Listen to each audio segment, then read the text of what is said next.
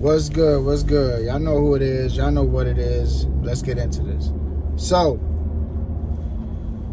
if you haven't heard by now, there has been another police shooting. And funny enough, it's happened in a familiar place, Minneapolis, Minnesota.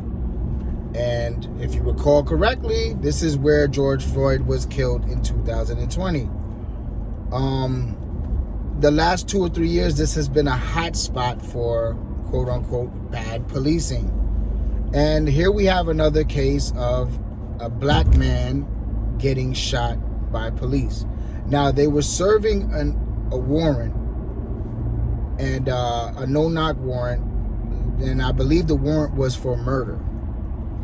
The person that was shot, who his name is Amir Locke, 22-year-old man, was not the person that they were looking for. He was in an apartment where they were going to search for the person that they were looking for.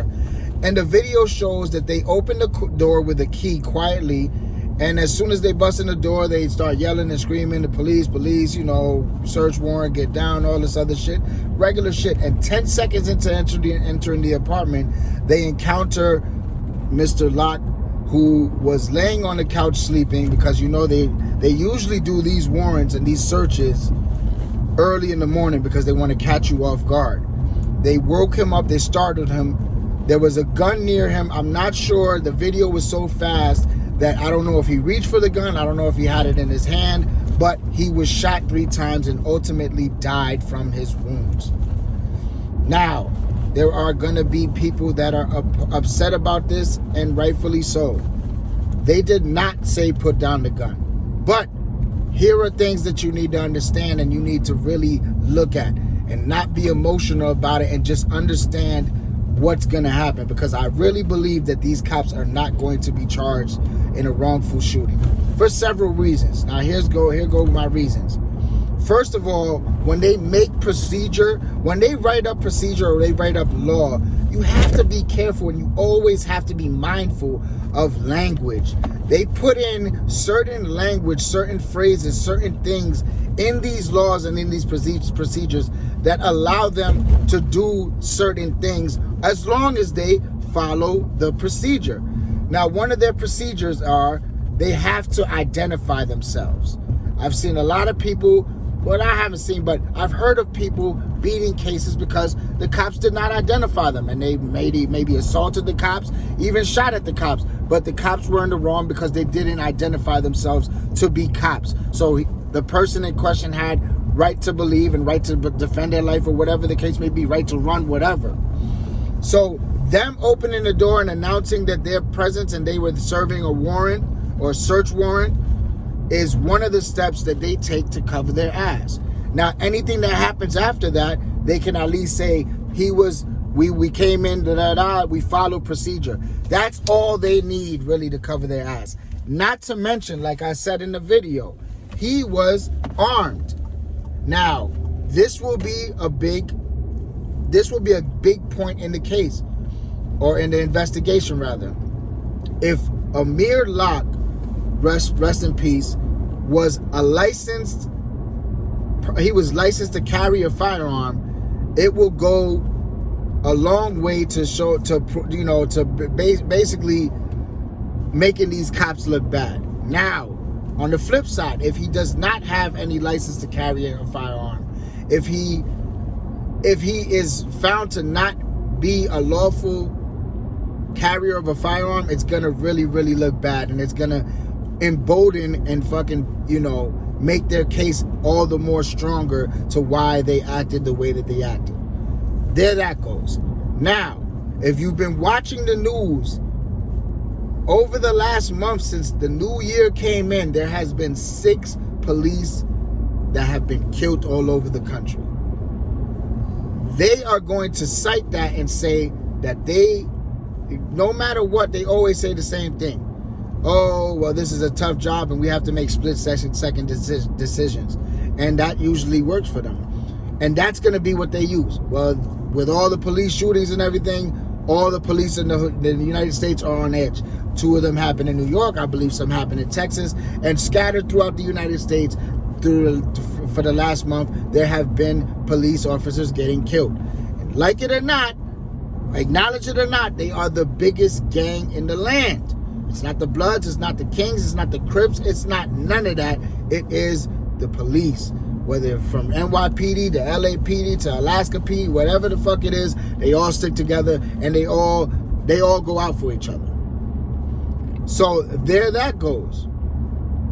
Not to mention the police, well, the report that I read said he had no record in Minnesota. Notice what I just said, language.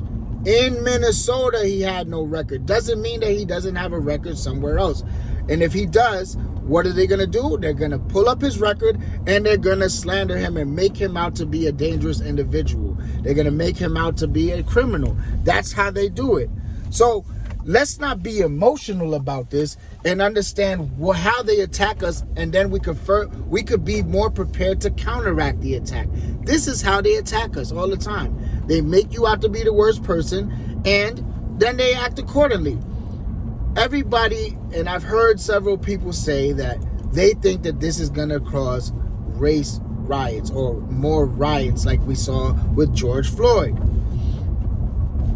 I will tell you this. It might. But people better be really, really cautious, because just 6 months ago, 5-6 months ago, guess what happened? Kyle Rittenhouse was acquitted for killing 2 so-called rioters and injuring a third. So you're not going to only have to be worried about the police shooting you, because I truly believe that police they're getting fed up, and 2 things are going to happen with the police. They're either going to shoot the shit out you, or they're just going to fucking say, you know what, we're done. We're not even doing this no more. We're going to fucking retire. We're going to quit.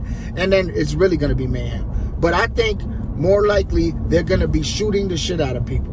Not with rubber bullets, not with nothing. They're going to start shooting people with live ammunition. Not to mention you're going to have people like Kyle Rittenhouse who are going to go out there emboldened by Kyle Rittenhouse, because he got away with, but he was acquitted on all charges when it came to him doing what he had, doing what he did and killing 2 people.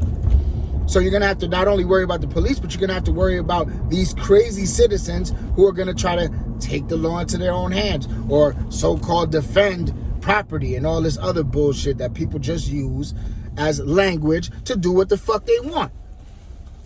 Listen, my people, man. Don't let this, let's hear out all the facts of the case. We always get emotional. We always get upset when we see things like this.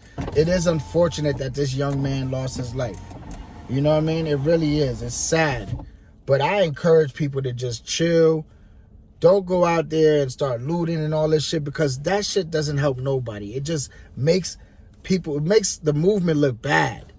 It makes it look like people are just opportunistic and don't give a fuck about what really happened. They just want to break into Best Buy and get a fucking 56, 75-inch TV.